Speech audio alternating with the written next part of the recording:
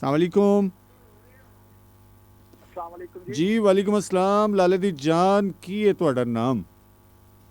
सारी रात रुनिया मैं ਹੂੰ।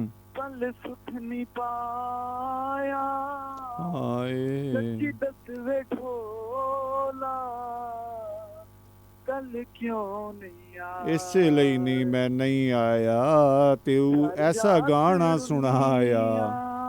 अस्सलाम वालेकुम। ਵਾलेकुम सलाम। मैं ਕਿਹਾ ਤੁਸੀਂ ਐਸਾ ਗਾਣਾ ਸੁਣਾਇਆ ਇਸੇ ਲਈ मैं नहीं आया। अच्छा जी। ਹੂੰ।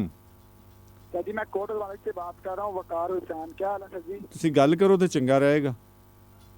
अच्छा जी। ਹਾਂ ਤੇ ਕੱਲ ਫਿਰ ਆ ਰਹੇ ਹੋ? जी इंशाल्लाह ताला सर। ਵਾਹ ਵਾਹ ਵਾਹ। ਤੇ ਵੇਲੇ ਸਿਰ ਆਣਾ, ਠੀਕ ਹੈ। चलो ठीक है, 6 बजे। ਸੱਜਣ ਪਿਆਰਿਆਂ ਨੂੰ ਨਾਲ ਲਿਆਣਾ। 6 ਵਜੇ ਸੀਟ ਦੀ ਕੋਈ ਗਾਰੰਟੀ ਨਹੀਂ ਹੈ, ਠੀਕ ਹੈ। चलो ठीक है। ਓਕੇ, ਅੱਲਾ ਹਾਫਿਜ਼।